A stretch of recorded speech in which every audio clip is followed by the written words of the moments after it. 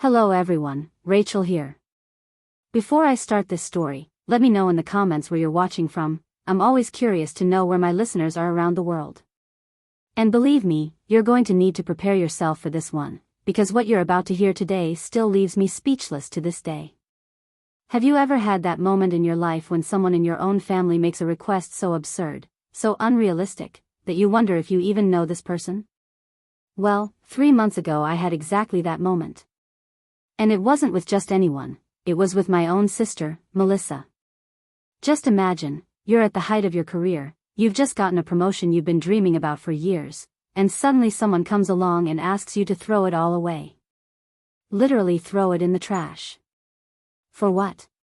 To become a full-time, free nanny. Sounds crazy, right? Well, get ready, because you haven't heard anything yet. Let me introduce myself properly. My name is Rachel Torres, I'm 28 years old, and I live in Denver, Colorado. I work as a digital marketing manager at a technology company called Innovate Tech Solutions. It's a company that develops software for startups, and I've always loved my job there. I spent 5 years working my way up the ladder at this company. I started as a marketing assistant, then became an analyst, then a coordinator, and finally, 3 months ago, I got promoted to manager. It was a dream come true, guys. I literally cried when my boss, Mr. Davidson, called me into his office and said, "Rachel, you're our new marketing manager. Congratulations." But to really understand this story, I need to tell you about my family, especially about my sister Melissa. Melissa is 2 years older than me, she's 30, and she's always been, how can I say it, the princess of the family. Our parents, Patricia and Robert Torres, have always treated her like she was made of glass. While I, since I was little, have always been the independent one, the one who does it on her own, the one who is strong and doesn't need help. We grew up in Portland, Oregon, in a middle-class home. My father works as an accountant for a small firm, and my mother is a retired elementary school teacher. They are hard-working, honest people, but they always had this strange dynamic with us. Melissa was always the one who got the most attention. When she wanted something, our parents would move heaven and earth to get it. When I wanted something, the answer was always, "Rachel, you're smart, you can do it on your own." I'm not going to lie, this hurt me a lot during my childhood and adolescence. But it also made me who I am today, independent, determined, hardworking. Melissa got married at 25 to a guy named Trevor Hoffman. He works as an air conditioning technician, makes a good living, but it's nothing extraordinary. They live in a 3-bedroom house in Minneapolis, Minnesota. They moved there after they got married because Trevor got a better job. And here's where it gets interesting, Melissa has 3 children. 3. In 5 years of marriage. The oldest is Sophia, who is 4.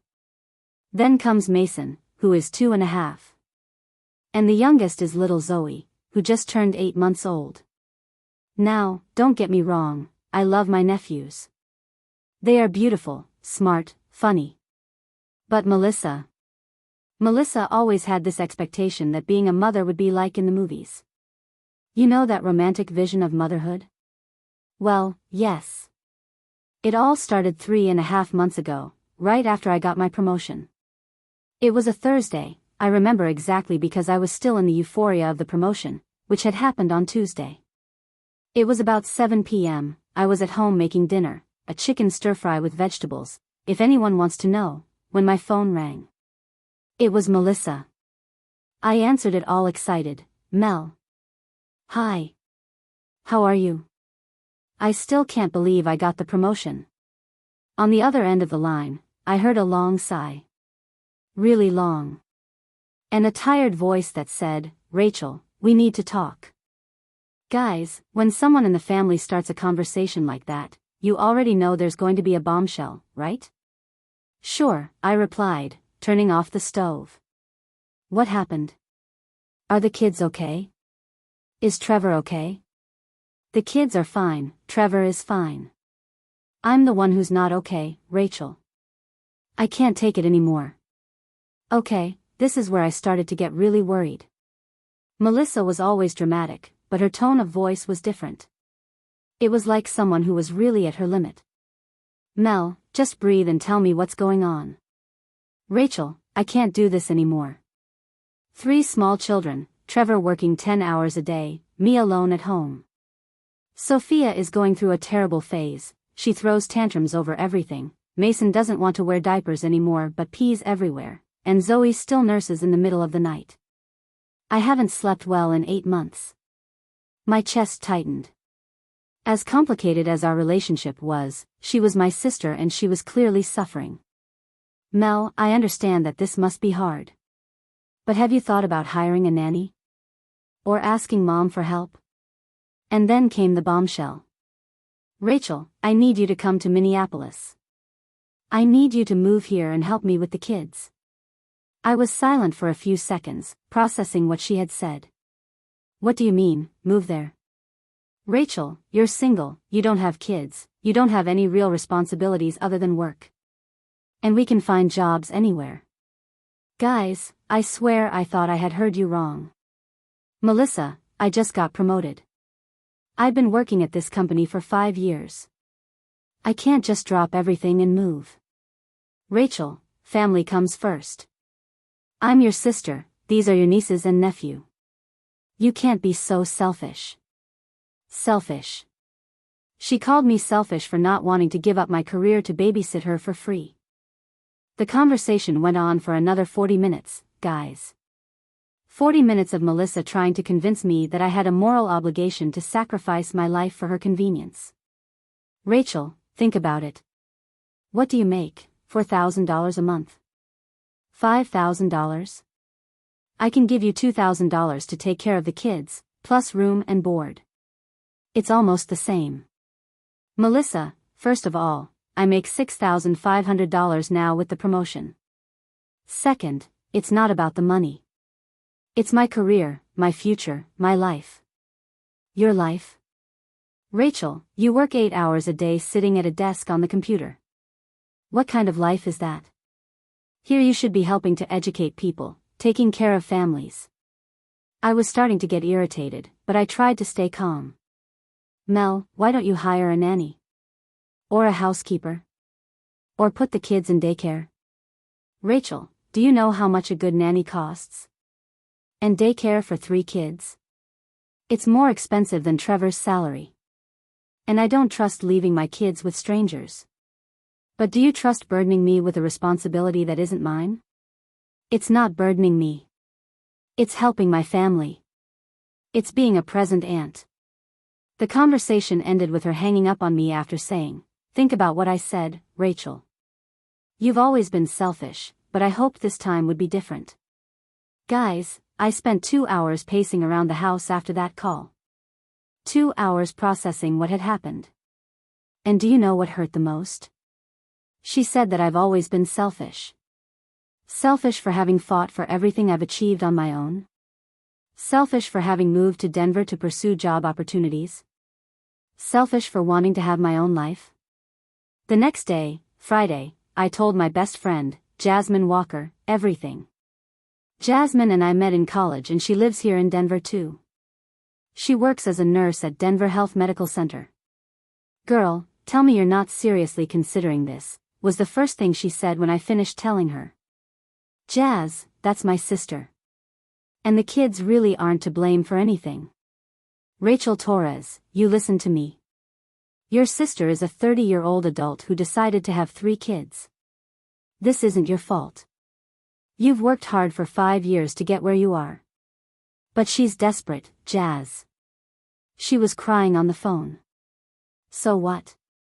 Half the mothers I see in the hospital are desperate too, but they don't call their sisters and tell them to give up their lives.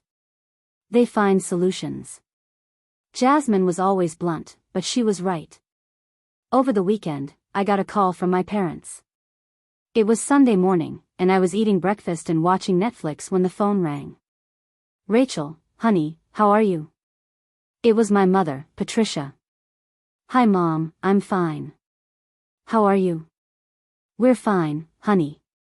Listen, Melissa told us about her situation. Poor thing, she's really overwhelmed." Here it came. "Mom, I know she's having a hard time, but she asked me to quit my job and move to Minneapolis. That's unreasonable. Rachel, no one is asking you to quit forever. It's just temporarily, until the kids get a little older. How long temporarily, Mom? A year? 2 years? What if I lose my position at the company? What if I can't get back into the job market after that? Daughter, you're smart, you're capable. You can get a job anywhere. It was the same thing Melissa had said. Mom, that's not how the job market works. It took me 5 years to get where I am. My father picked up the phone. Rachel, it's Robert. Listen, family is family. Your sister needs help. Dad, I understand that. But why does the solution have to be for me to sacrifice my career? Why don't you help? Rachel, we already do. We send them $500 a month. And we're not young to be chasing after little kids anymore. But I'm young, so I have to sacrifice my future. It's not sacrificing, it's prioritizing what really matters. The call ended with my dad saying that he hoped I would do the right thing, and that they would be very disappointed if I didn't help Melissa. Guys, have you ever felt completely alone in your own family? That's exactly how I felt that Sunday. The following Monday, I was at work trying to focus on projects for my new position when I got a WhatsApp message from Melissa. It was a picture of Zoe crying, with the caption, "She's been crying all night." Mason pooped on the living room couch. Sophia broke my favorite vase in a tantrum. I can't take it anymore, Rachel. Please. Then another message came, Trevor leaves for work at 6 a.m. and doesn't get back until 8 p.m. That's 14 hours alone with 3 small children every day. And another, I haven't showered properly in 3 days. I couldn't eat lunch yesterday. I'm at my limit. Guys, I'm not made of stone. Seeing my sister like this broke my heart. But at the same time, I knew giving in would be the end of my career. I responded, Mel, have you looked into any mom groups in your area? Have you looked into discounted daycare? Have you talked to Trevor about helping out more around the house? The answer came immediately, Rachel, you don't understand why you don't have children. It's not that simple. On Tuesday, I received a call from an aunt, Sandra Torres, my father's sister. Rachel, your cousin Daniela told me about Melissa's situation. What a difficult situation, huh? Daniela is Aunt Sandra's daughter and is the typical gossip of the family. Hi, Aunt Sandra. Yes, Mel is going through some hardships. I heard she asked for your help and you don't want to help. See how the story had reached Aunt Sandra. It was probably already all distorted. Auntie, it's not that I don't want to help. It's that she asked me to quit my job and move to Minneapolis. That's not a simple help. Oh Rachel, but family is family, right? And you don't have children, you don't have a husband. What's so difficult? Guys, did you notice the pattern? In everyone's mind, because I was single and childless, my life had no value. My career didn't matter. My dreams didn't matter.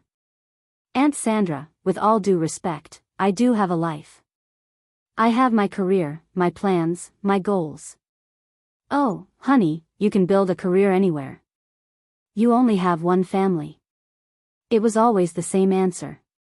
On Wednesday, something happened that changed everything. I was leaving for lunch when I ran into my boss, Sarah Martinez, in the elevator. Rachel, how are you adjusting to your new position? Very well, Sarah. I'm loving the new challenges. Great. Listen, I wanted to talk to you about an opportunity. The headquarters in New York is looking for a regional marketing director. It's a significant career move. My heart raced. Really? Seriously?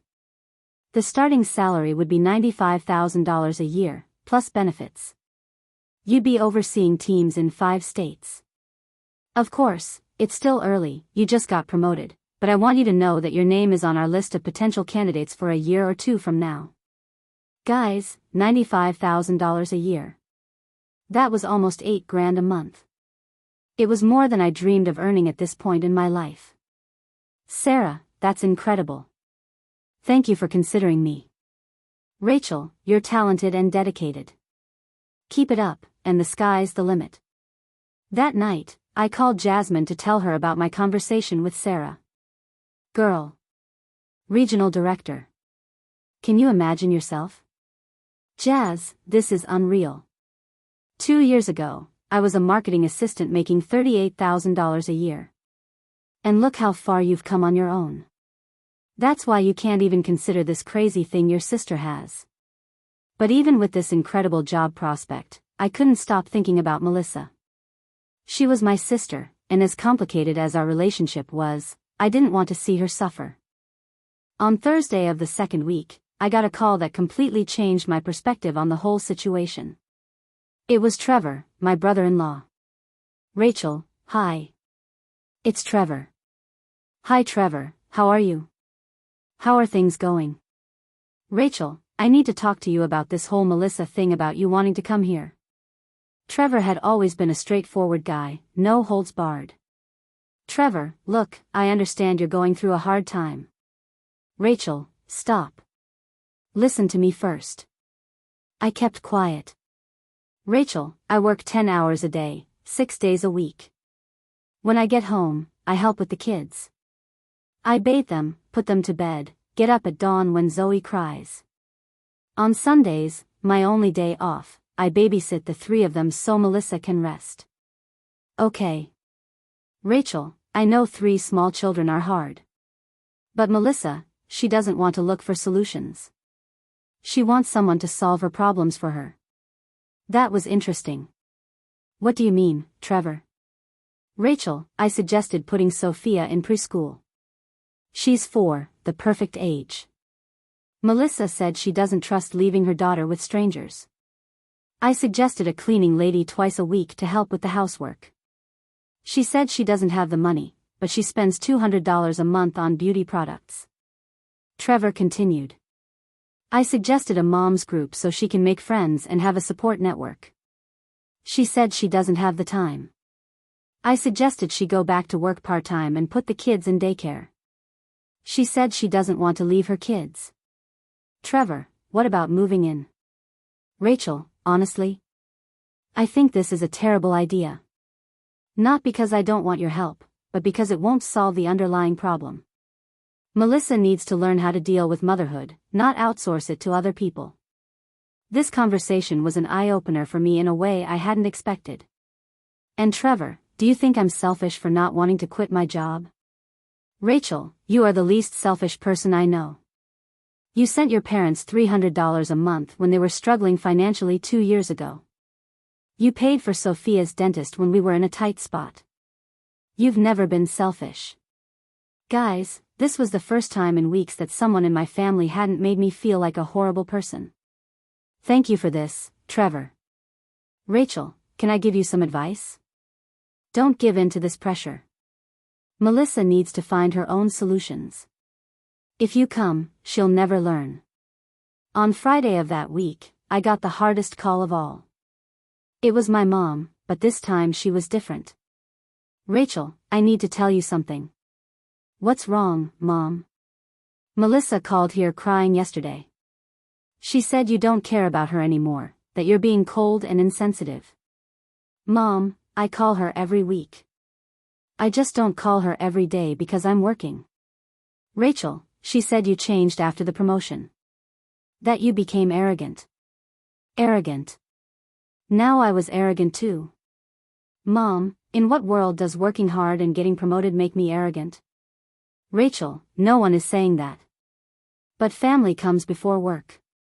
Mom, can I ask you an honest question? Sure. If it were Melissa who had gotten the promotion and I asked her to drop everything and come help me, would you give her the same advice? Silence. Rachel, that's different. Why is it different, Mom? Because the situation is different. No, Mom. It's different because it's always been this way. Melissa has always been the priority, and I've always been the one who had to sacrifice. Rachel, that's not true. Isn't it? When she wanted to go to art school, you paid for it. When I wanted to go into marketing, you told me to get a scholarship. When she got married, you spent $15,000 on the wedding. When I graduated, I got dinner at Olive Garden. Rachel. Mom, I love you. I love Melissa. But I'm not going to be treated like my life is less important than hers anymore. The third week was when things really exploded. On Monday, I was in an important meeting about a new marketing campaign when my phone started ringing incessantly. They were texts from Melissa. Rachel, Zoe has a high fever. I'm desperate. Please call me. Rachel, where are you? I need you. I left the meeting and called her. Mel, what happened? I saw your texts. Rachel, Zoe woke up with a fever of 102 degrees. She's crying a lot. Sophia and Mason are also acting up. I don't know what to do. Mel, did you take her to the doctor? How am I going to take her? I have 3 kids here. Mel, call an Uber. Or call Trevor. Trevor is working. And I can't go out with all 3 of them. Melissa, you've been a mom for 4 years. How did you deal with these situations before? I didn't have 3 before. And I used to have hope that my sister would help me when I needed it. The conversation continued with her blaming me for all her problems. On Tuesday, I got a call from my dad that changed everything. Rachel, it's Dad. I need to talk to you about something serious. Hi Dad, what's up? Rachel, your mom and I have talked a lot about this situation. And we've come to a conclusion. What conclusion? If you don't help your sister, we're going to be very disappointed in you. Very disappointed indeed. Dad. Rachel, I'm serious. You're our daughter, we love you, but if you don't do this for Melissa, you're going to show what kind of person you really are. Guys, my own dad was giving me an ultimatum.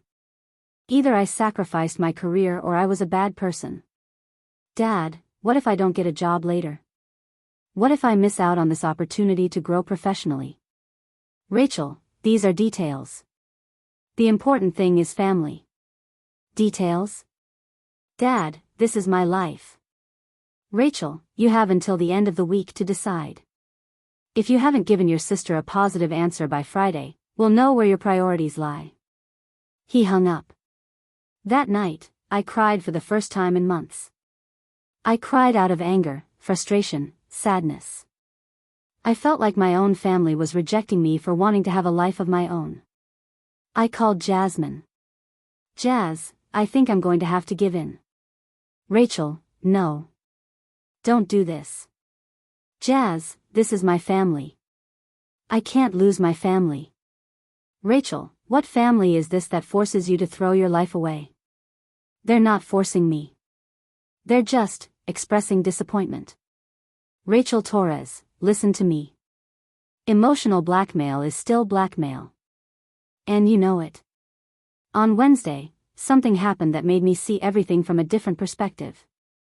I was having lunch alone at the restaurant near work when a woman approached my table. Excuse me, are you Rachel Torres? She was a woman of about 35, well-dressed, smiling. Yes, I am. And you are? Amanda Chen. I work at Peterson & Associates, a consulting firm. Sarah Martinez gave me your name. Amanda sat down at my table. Rachel, we're looking for a director of digital strategy. Sarah spoke highly of your job. It would be a senior position, starting salary of $88,000, with the possibility of partnership in 2 years. Guys, 2 amazing opportunities in 2 weeks. Amanda, that's really interesting, but I just got promoted at my current company. I know. That's why I'm here. We want someone who is on the rise, someone who is hungry to grow. She handed me her card. Think about it. The market is recognizing your talent. That night, I looked at the 2 cards on my desk, Sarah's for the New York position and Amanda's for the consulting position. 2 opportunities one never would have had if I had given in to Melissa's request 3 weeks ago. On Thursday of the 4th week, the day before my father's ultimatum, I made the hardest decision of my life. I called Melissa. Mel, it's me. Rachel. You've made your decision. You're going to come help me. Melissa, I need you to listen to me until the end without interrupting me. Okay.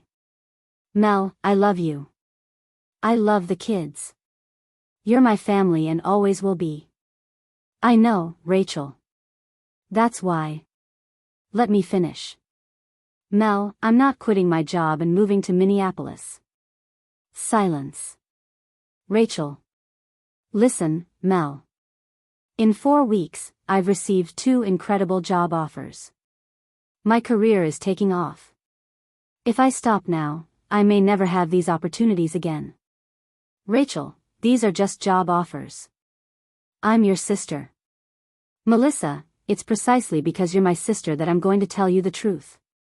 You need to stop running away from your problems. What do you mean run away? Mel, Trevor told me about all the solutions he suggested and you refused.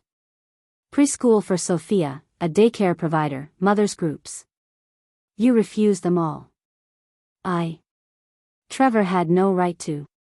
Melissa, you don't want solutions. You want someone to solve your life for you. That's not true. Isn't it? Mel, you're 30 years old. You're a mother of 3. You need to learn how to deal with this. The conversation went on for an hour. Melissa cried, screamed, called me selfish, irresponsible, a bad sister. But I stood my ground. On Friday, I called my parents. Hi Mom, it's Rachel. Can you call Dad? I want to talk to you both. When they were both on the phone, I said, Dad, Mom, I've made my decision to help Melissa. That's great, honey. We knew you would do the right thing, my mom said. I'm not quitting my job and moving to Minneapolis. Silence. Rachel, my father said in a stern voice, do you know what that means? Dad, it means I've chosen to have my own life. I've chosen to build my future. I've chosen not to sacrifice myself for a situation that has other solutions. Rachel, we're so disappointed in you, my mother said. I know, Mom. And it makes me so sad. But I'd rather you guys be disappointed than have me professionally destroyed. Guys, what happened over the next 2 weeks was like a Mexican soap opera. But a soap opera where I was finally the protagonist of my own life. After Friday's call with my parents, I spent the weekend on an emotional roller coaster. On one hand, I felt free. I had finally made a decision based on what was best for me. On the other hand, I felt guilty and sad for having let my family down. On Monday, I arrived at work determined to focus on my career. I had a meeting with Sarah about upcoming projects and I wanted to show that I was 100% committed. Rachel, how was your weekend? Sarah asked when we met in the hallway. It was revealing, I replied with a smile that didn't hide my exhaustion. Everything okay at home? I hesitated for a second, but decided to be honest. Sarah, can I be honest with you? Sure. My family was pressuring me to quit my job and move to another state to help my sister with her kids. I said no. Sarah stopped walking and looked at me directly. Rachel, you made the right decision. Family is important, but sacrificing your career for the convenience of others is never the answer. Thank you for saying that. I needed to hear it. Rachel, can I tell you something personal? Sure. 10 years ago, my brother asked me to quit my job and help with his failing business. I almost said yes. Do you know what stopped me? What? My boss at the time said to me, Sarah, if you quit now, in 5 years you'll be in the same place. But if you stay, in 5 years you could be running your own company. Today I'm a regional director for a tech company. My brother? He's still trying to make that same business a success. That conversation with Sarah gave me the perspective I needed. I wasn't being selfish, I was being strategic with my life. But the peace was short-lived. On Tuesday, I received an avalanche of messages on WhatsApp from the family group, a group that included my parents, Melissa, Trevor, my Aunt Sandra, and some cousins. The messages started early. Aunt Sandra, guys, I heard about Melissa's situation. How sad that one sister can't help the other. Cousin Daniela, really. Family should come first. Melissa, thanks for your support, guys. It's good to know that some people understand the value of family. My mother Patricia, Rachel has always been more independent. Everyone has their own priorities. Guys, do you understand what was happening? They were making me the villain of the story in the family group. And doing it in a passive-aggressive way, without mentioning me directly. I spent 20 minutes looking at the messages, deciding whether to respond or not. In the end, I decided to respond. Me, guys, since you're talking about me indirectly, I'm going to make my position clear directly. I love Melissa and the kids. But I'm not going to sacrifice my career to solve a problem that has other solutions. Melissa can hire help, put the kids in daycare, or seek out support groups. Quitting my job isn't the only option. The response was immediate.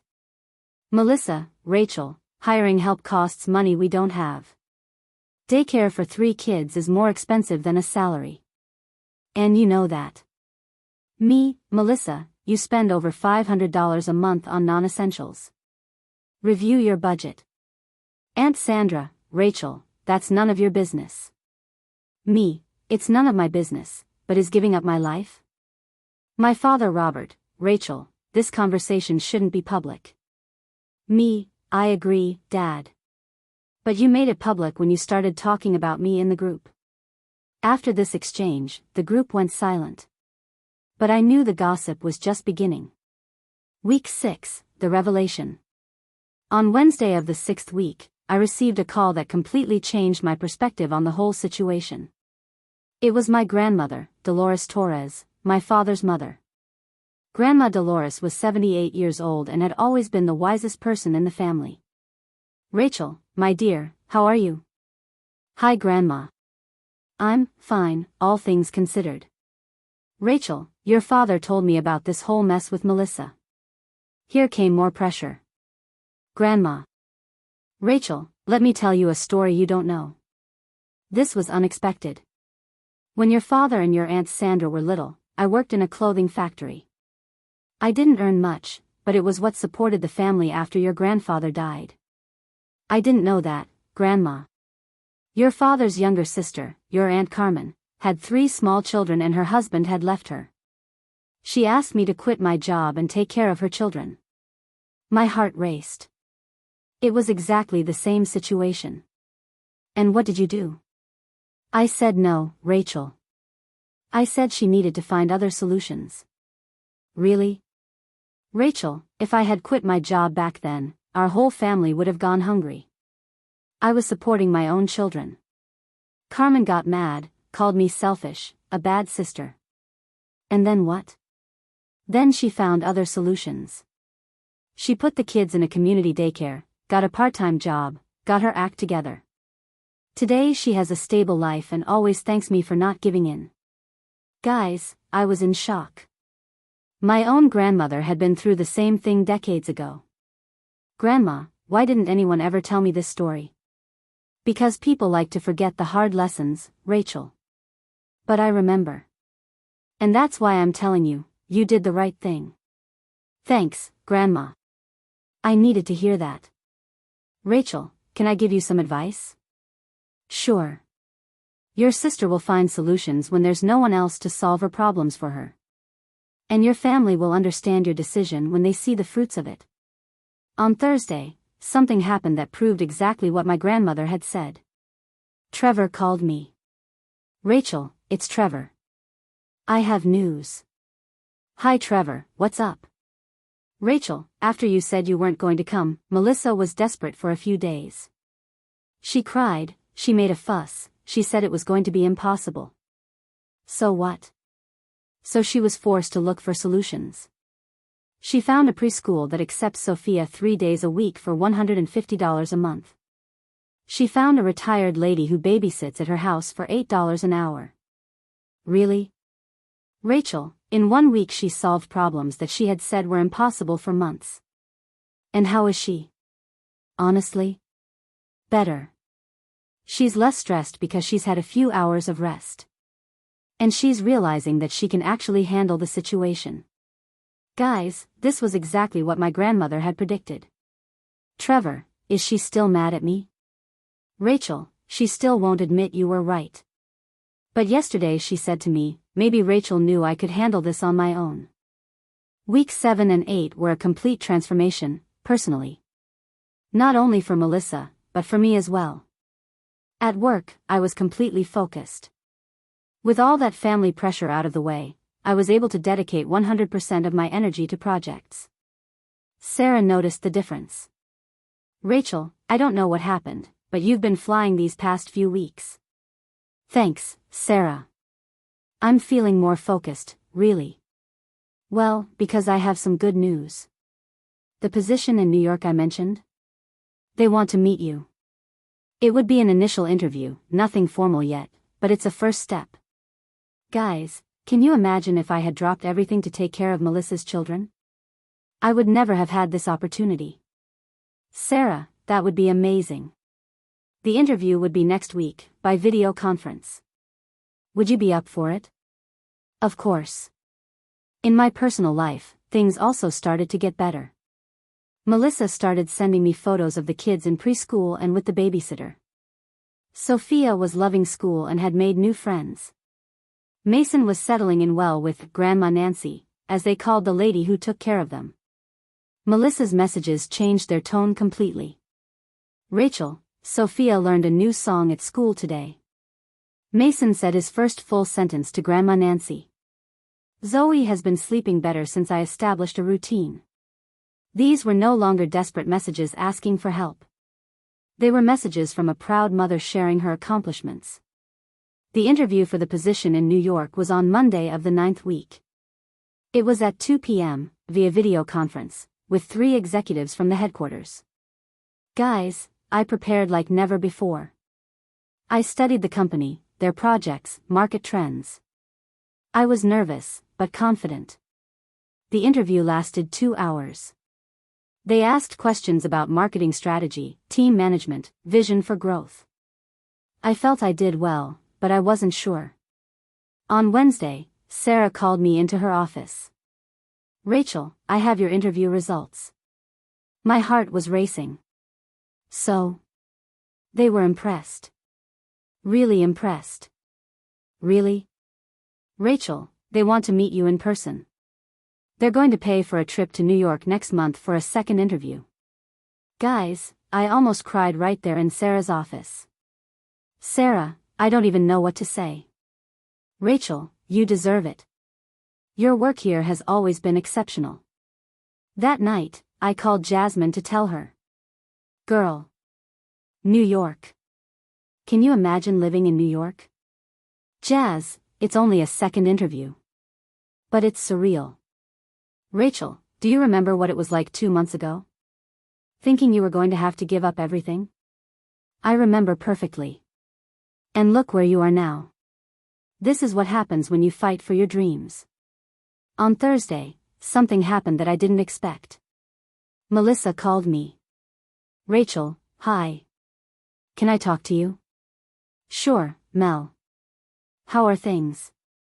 Rachel, I need to apologize. I fell silent, surprised. Mel. Rachel, you were right. About everything.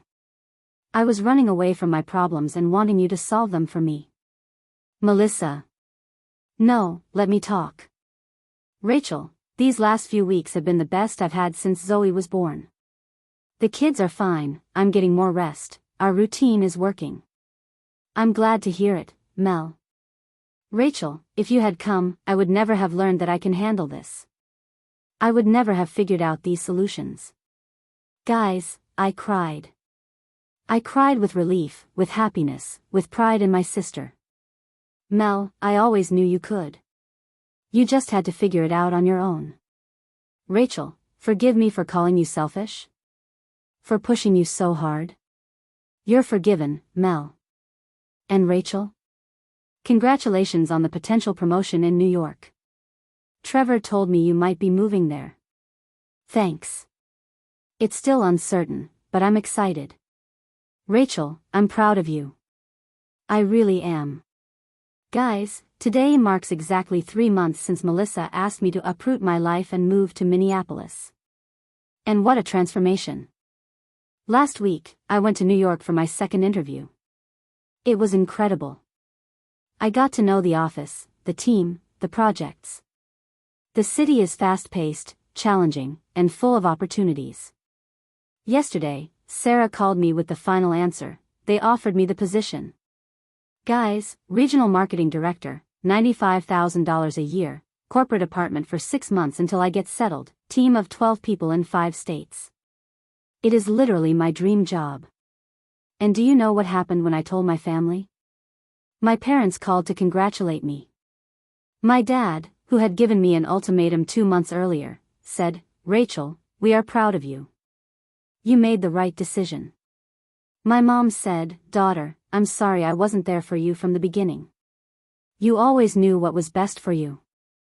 Melissa organized a video call with the whole family to celebrate. The kids came screaming, "Auntie Rachel is going to New York." Auntie Sandra, who had called me selfish, texted me, "Rachel, I always knew you were going to go far. Congratulations." Guys, it's amazing how people change their minds when they see the results of our decisions. And Melissa? Melissa is thriving. She started a blog about real motherhood, without romanticizing it. She already has 500 followers and 2 brands interested in partnering with her. Sophia is loving preschool and can already write her own name. Mason is almost out of diapers completely. And Zoe is sleeping through the night. Trevor told me last week, "Rachel, thank you for not giving in. The Melissa I married is back." Guys, if you take one lesson from this whole story, let it be this: you are not obligated to sacrifice your dreams for the convenience of other people. Not even family. Love is not blind sacrifice. True love is sometimes saying no.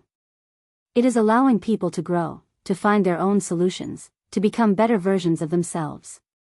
If I had given in to Melissa's request, today she would still be dependent on others to solve her problems.